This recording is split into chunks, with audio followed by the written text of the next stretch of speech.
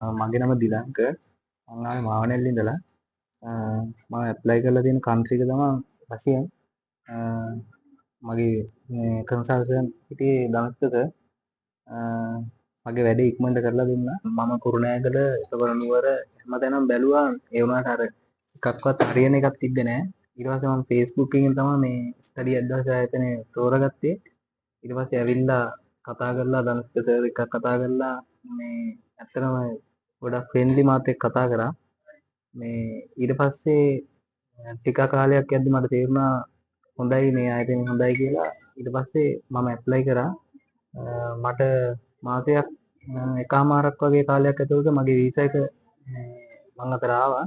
මමත් රෙකමන්ඩ් කරනවා ඕගොල්ලොත් මේ විදේශ අධ්‍යාපන සීනේ සැබෑ කරගන්න ඕන එන්න ස්ටඩි ඇඩ්වයිස් ආයතනයේට ඇවිල්ලා ධනුෂ්ක සර් හම්බෙන්න. ඕගොල්ලොන්ගේ හැමදේම ධනුෂ්ක සර් පිළිවෙලට කරලා දෙයි. මගේ නම ධනුෂ්ක. මේ ඉන්නේ දිලංක. එයා මගේ ස්ටුඩන්ට්. එයා ස්ටඩි ඇඩ්වයිස් ආයතනයට ආවා ඇවිල්ලා මාව හම්බුණා. ඉතින් ඒ වගේම මම එයාට හැම දෙයක්ම පැහැදිලි කරලා දීලා එයාගේ ඩොකියුමන්ට් එක මම බාරගත්තා.